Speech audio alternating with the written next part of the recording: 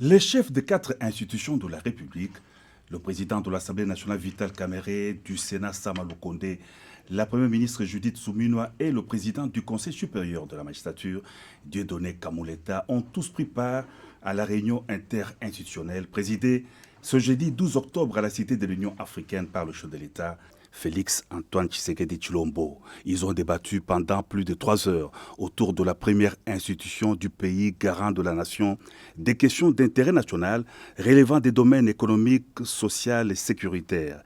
Le président de la Chambre basse du Parlement a fait le point de cette grande réunion. Le président de la République a donné des orientations dans tous les domaines de la vie économique et sociale, de la vie de la nation. S'agissant de l'économie, le président de la République a souligné sa détermination à voir notre économie décoller, avec notamment la baisse du taux directeur de la Banque centrale. Et ceci va entraîner aussi la baisse du taux au niveau des banques commerciales, de telle sorte que notre économie soit concurrentielle et que les populations, surtout les plus démunies, puissent avoir un accès facile au crédit. Nous avons souligné aussi la question qui est déjà prise en charge au niveau du gouvernement, et ça c'est le président qui l'a rappelé, de voir les prix des biens de première nécessité baisser sur le terrain. Et cela en préservant la stabilité du cadre macroéconomique. Le président de la République a souligné aussi la nécessité d'avoir un système financier cohérent avec les objectifs du développement.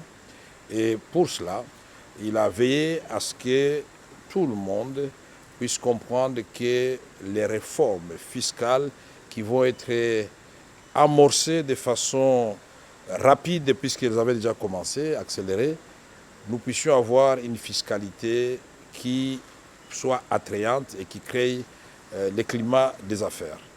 Et dans cette perspective, le président parlait aussi de la justice sociale en ce qui concerne la fiscalité. Il ne faut pas que les plus petits payent pour plus que les plus grands. Une justice sociale qui puisse remettre chaque citoyen au niveau de ses obligations vis-à-vis de l'État. Nous avons aussi suivi les orientations du président de la République en ce qui concerne des mesures d'assainissement sous forme de loi, notamment les codes agricoles, pour rendre notre secteur agricole attractif. Et ce code est déjà au Parlement, c'est-à-dire à l'Assemblée et au Sénat. Nous allons le retourner au gouvernement pour une lecture avec le nouveau gouvernement, et au niveau de l'Assemblée comme du Sénat, nous allons accélérer son adoption.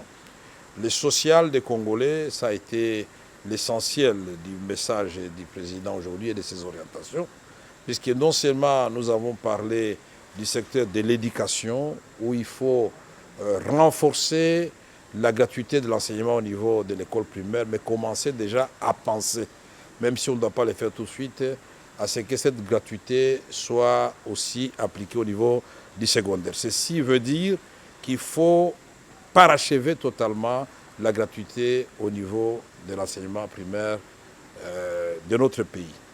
Et le président a souligné aussi le secteur de la santé, et avec notamment l'épidémie que nous connaissons aujourd'hui d'Mpox.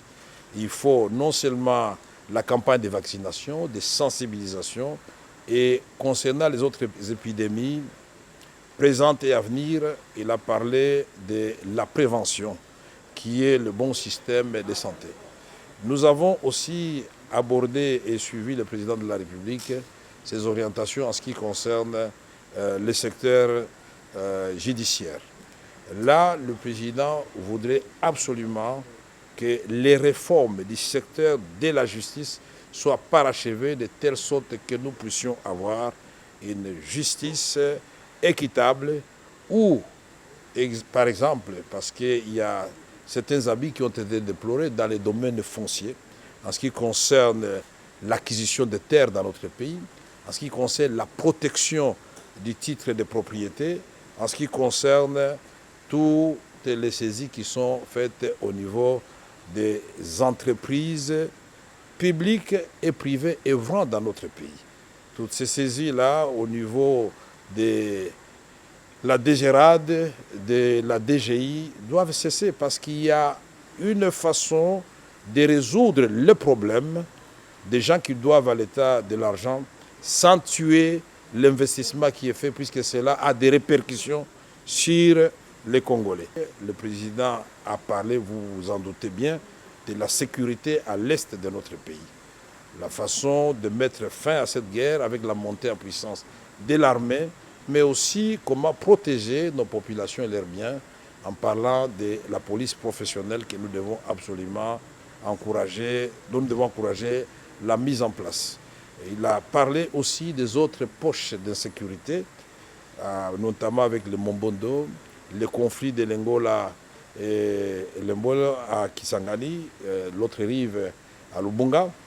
Et ici, de voies et moyens sont étudiés au niveau de toutes les institutions pour ramener la paix totale sur l'ensemble de notre territoire. Le président de la République n'a pas oublié de discuter avec les différents chefs de corps de la question du parachèvement du processus électoral. Vous le savez très bien dans le Kwilu, vous le savez bien dans le Nord-Ubangi, et certains coins comme Kwamutu, il a dit même, nous ne devons pas oublier que Rutshuru et Massissi font toujours partie de la République démocratique du Congo. Et donc un calendrier clair sera donné par la CENI pour que ces élections puissent avoir lieu. Ici, la question des conseillers communaux a été soulignée.